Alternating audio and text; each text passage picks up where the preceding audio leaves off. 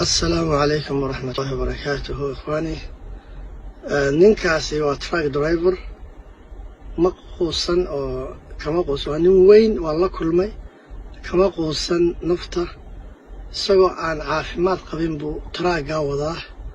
والله جايبا إناني كدن بين عيد ومارته وهشدو أما مارته دبيشة إنه إسلام إلهي سبحانه وتعالى وحينه قرحي إسلام ماذا وحوي إنه حلقة عافمات قبنا إننا شخيصا كريم aynu maaragtay wax kale ka daba laalaabano marka qofku waa inuu ku cibro qaataa wixii nimco ilaahay subxaanahu wa tacaala uu siiyey caafimaad ah xoog ah uga faa'iideeyaa naftiisa ugu horreyn talabaad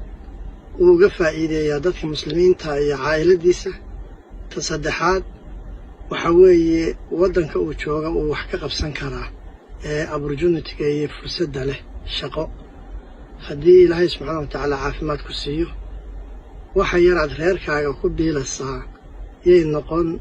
wax maaragtay kaa celiya shaqada waxaa laga yaabaa rag badan inay isleeyihiin ama child supportka kugu bataa ama waxyaalo kale uu u diidayaa shaqada ama caajis fara badan ama inaanu dan ka lahayn shaqo oo aan cidiba sugaynba haddaana xataa cidi ku sugayn naftaada inaad u shaqaysato صدقات يمكن نكاس الصدق أكوريا باوركا يا أبي دب قطعي مركا وحوي الحمد لله على الصحة والعافية والأمن مركا إلهي سبحانه وتعالى هينا وقرقارو إلهينا كوي نفتو قرطا إما طبعا شير بلوكتو أركا صدو لي هاي وتشمعنا يا وكوري كري لا هاي marka walaalayaal insha Allah taala intaasan idinku boorinay intaad caafimaadka qabtaan shaqaysta sadaqada ku dadaala waxtarka dadkiina ku dadaala lacagtaaduna yay noqon lacag wax dumisa ha noqoto lacag wax dhista meel kasta aad joogto Soomaaliya joog North America joog Europe joog meel allaale meesha adduunka ka joogto waa inaad noqotaa qof wax dhista ee aan waxba dumin insha Allah waliba hawo adeegsan inaad dawladdeena dumiso inaad maaragtay xataa maamulkaad hoos joogto ee dadkaaga caa'iladaada ama reerkaagu hoos joogo inaad